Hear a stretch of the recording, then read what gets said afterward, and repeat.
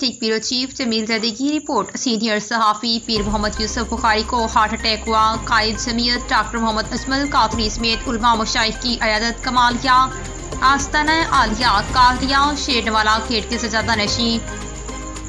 قائد جمعیت doctor مولانا میاں محمد اجمل قادری، مرکزی جمعیت علماء اسلام نظریاتی پنجاب کے امیر مجاہد تحریک ختم نبوت مولانا پیر محمد حسن ناصر، صوبائی ترجمان مولانا عبدالحفیظ کھوکھر، بزمی فکر حضرت امام لاہوری کے چیئرمین علامہ پیر اطال مجید اظہر قادری، راشدی پیر مفتی محمد ریاض سمیت ڈاکٹر مفتی خالد محمود اظہر، پیر عبدالوہاب امجد اور دیگر قائدین نے سابق کوآرڈینیٹر میڈیا سیل، مرکزی جمعیت علماء اسلام اور سینئر صحافی پیر محمد یوسف بخاری کی عیادت کی، جن کو گزشتہ روز ہارٹ اٹیک ہو گیا تھا۔